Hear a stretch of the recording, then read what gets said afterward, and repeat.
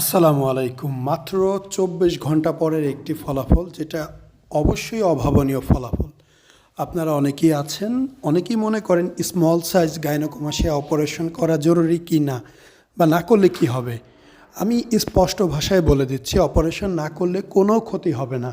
Operation করলে বুক সমান হয়ে যাবে, দেখতে সুন্দর লাগবে, কনফিডেন্স বুস্ট হবে, সব ধরনের জামাকাপড় পরতে পারবেন, জামাকাপড় খুলে ঘুরতে পারবেন, মানসিকভাবে মনের দিক থেকে অনেক বেশি শান্তি পাবেন। এছাড়া আর কিছুই না। অপারেশন না করলে সারাদিন আপনার এটা নিয়ে খারাপ লাগবে, জামা কাপড় পরেও শান্তি পাবেন না, চলে ফিরেও শান্তি পাবেন না। প্রবলেম যত ছোটই থাক, যেহেতু এটা গাইনোকমাসিয়া, আপনার মনের মধ্যে একটা কষ্ট, আবেগ সবসময় থেকেই যায়। তো চলেন আমরা ওনার অপারেশনের ফলাফলটা দেখি এবং আসলে এই বিষয়ে আরও বিস্তারিত বুঝি। আমরা প্রথমত এইখানে 2 লিটার পরিমাণে ওষুধ মিশ্রিত স্যালাইন প্রয়োগ করেছিলাম, যার ফলে এই টিউব দিয়ে পানি এখনও বেরোচ্ছে, দেখতেই পাচ্ছেন। এবং এই স্যালাইনগুলো 2 দিন বের হয়, অনেক সময় 1 দিনের মধ্যেই শেষ হয়ে যায়। এই পেশেন্টের আমরা ব্যান্ডেজ মাত্র 24 ঘন্টা রেখেছিলাম এবং এরপরে খুলে দিয়েছি। ওনার রেজাল্ট আপনাদের দেখাবো, চলেন যাই আমরা সরাসরি অপারেশনের 2 দিন পরের ফলাফলটা দেখে নেই। ভিডিওর প্রথমে ওনার আগের অবস্থাটা দেখেছিলেন, এটা হচ্ছে আজকে 1 দিন পর।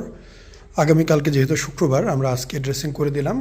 ওনার অপারেশন হয় বুধবার দিন, তাই না ভাই? বুধবারে অপারেশন হয়, আজকে বৃহস্পতিবার বিকেল।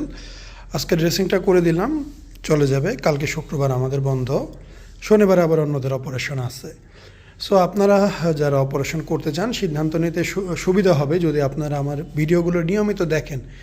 নিয়মিত ভিডিও দেখলে অনেক রেজাল্টগুলো সামনে আসবে, অনেক বিষয় আপনারা জানতে পারবেন, বাস্তবে দেখতে পারবেন যে আসলে কেমন হয়।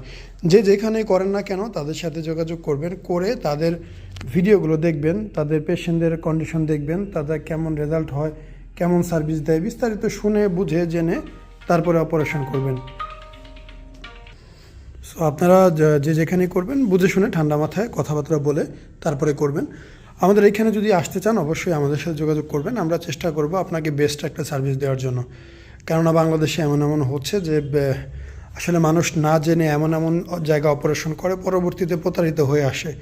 আসলে এটা প্রতারণা না, সব ফ্যাসিলিটি সবার কাছে থাকে না বা সব জায়গায় থাকে না। এটা আপনাকে বুঝতে হবে আপনার কী ফ্যাসিলিটি প্রয়োজন। আপনি যদি বিরিয়ানি খেতে চান অবশ্যই আপনাকে বিরিয়ানির দোকানেই যেতে হবে, ঠিক আছে? আপনি অন্য কোনো জায়গায় 4 দোকানে গিয়ে বিরিয়ানি খেতে পারবেন না। সো আপনি যাই করবেন বুঝে করবেন। আমরা জাস্ট একটা ডেমো আপনাদের দেখালাম যে আমাদের কাজ কেমন হতে পারে, ঠিক আছে? আপনি তো খুশি ভাই? ঠিক আছে।